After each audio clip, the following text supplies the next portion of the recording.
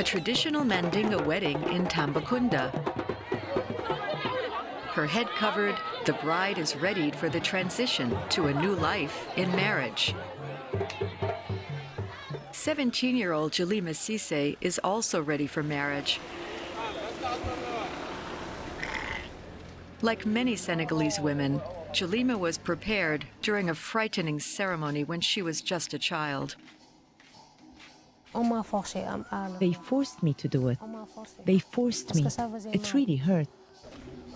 Dialyma's pain came from having her clitoris removed when she was only 7 years old during a traditional cutting ceremony. It's called female genital mutilation or cutting, FGMC, and was banned throughout Senegal in 1999. But more than a decade later, young girls are still being cut, according to tribal tradition and custom.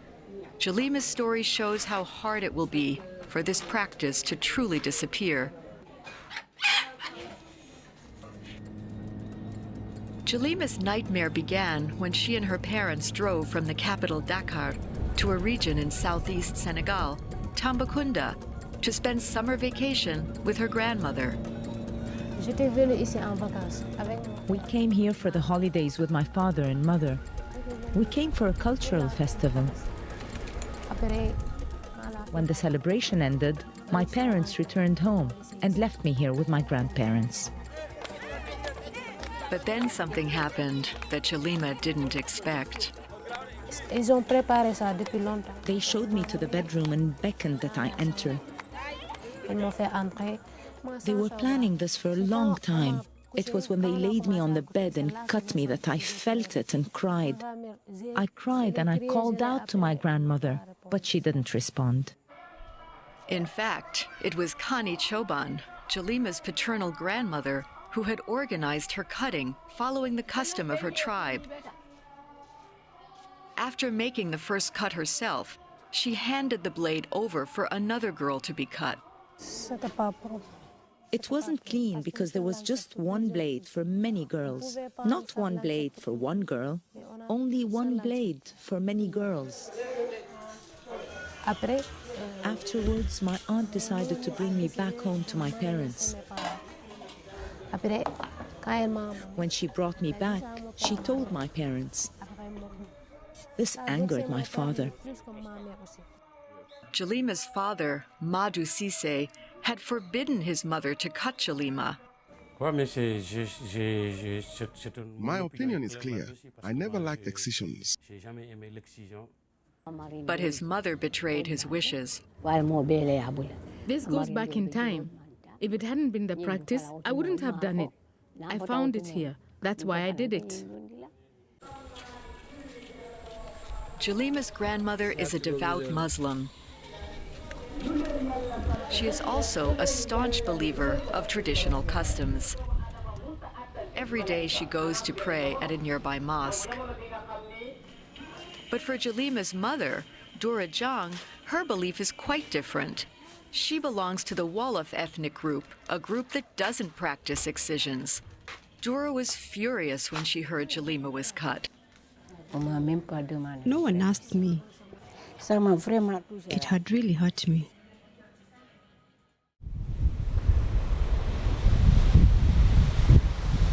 Tradition is a big driver of FGMC in Senegal. The many ethnic groups in this diverse country differ in their attitude and practice toward it. According to the Mandingas, Dialyma's father's tribe, it's a sign of purity. When you're not cut, they say you're not clean. Even if you pray, God will not accept your prayer. Even if you offer food, you are cursed. And it's wrong. Madu has become an activist, joining a growing movement of men and women determined to end FGMC. He says change must come from the grassroots. People are beginning to understand the disastrous consequences of excisions. Health consequences like infections and difficulties giving birth. But people are also beginning to recognize that their rights have been compromised by tradition.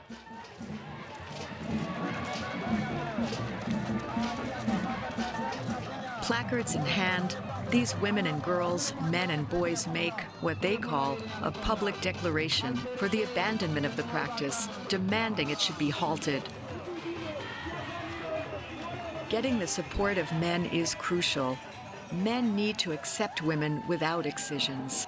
I have some friends.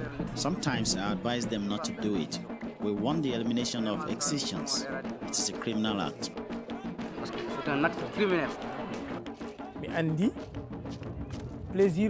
You get more pleasure with a woman who hasn't been cut. I can't agree that a woman should be cut. But in some parts of Senegal, the movement has a long way to go. Senegal is a country of 14 regions, 10 of which continue to practice cutting. One of the most fervent pro-cutting strongholds is Matam province, home of the Pular people. They listen to their local imam. According to my own understanding of Islam, it doesn't reject it. It's a good thing in that it honors women. Forbidding it completely is not acceptable to Islam. But the imam's view is disputed by the government. Unde Suke Gay is director of family at the Ministry of Family and Child Protection. We realized that cutting is not recommended by the Quran or the Bible. And that's when we formed partnerships and made a decision about the law.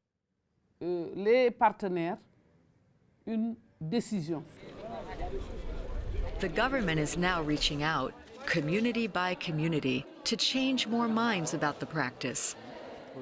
It's a partnership with the UN Population Fund, UNICEF, and local groups like Tostan, where there have been public declarations against the practice. As many as 65% changed their minds.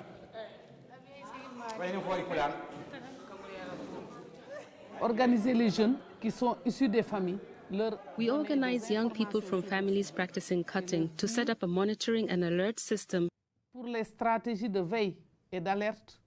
to try to help the community to denounce the practice of excisions. And this is working very well. The system recently produced this alert. In Matam, a group working with women and young people reported the case of 2 girls who were cut and died. It's incidents like these that convinced Kani Choban to change. I did it because it was part of the culture. Now everybody is giving it up. That's why I gave it up too. I have some grandchildren who are not cut. Dialyma is attending school in Tambakunda, the same village where her grandmother lives. She appears well-adjusted in spite of what she endured.